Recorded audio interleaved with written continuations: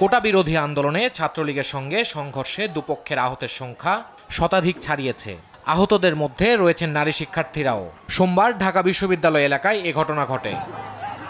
আহতদের তাৎক্ষণিক চিকিৎসার জন্য ঢাকা মেডিকেল কলেজ হাসপাতালে নেওয়া হয়।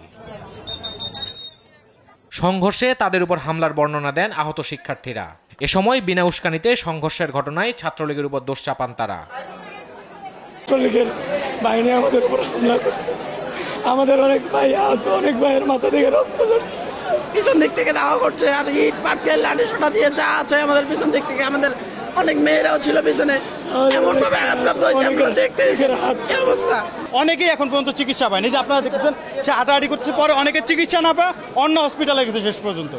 এই হলো পরিস্থিতি। আমাদেরকে ভয় দেখানোর জন্য, আন্দোলনটাকে ধামাচাপা দেওয়ার জন্য, দমন করার জন্য তারা খুবই পরিকল্পিতভাবে এই আন্দোলনটা করছে এবং ত্রাস সৃষ্টি করছে। আমরা রক্ত দিছি, আমরা প্রয়োজন হলে জীবন দিব, তারপর হলে আমরা আমাদের অধিকার আদায় করে ছাড়বো। এ ঘটনায় আহত হন ছাত্রলীগেরও কয়েকজন নেতাকর্মী। আমাদের প্রায় বিভিন্নভাবে ছোটখাটো বড় সবকিছু মিলে প্রায় 10-15 জন নেতাকর্মী আহত হয়েছে।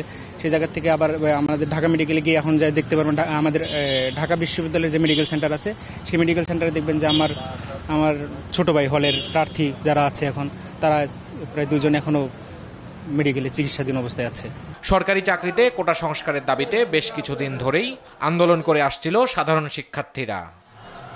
ইফতেখার রেজা, দেশ টিভি, ঢাকা।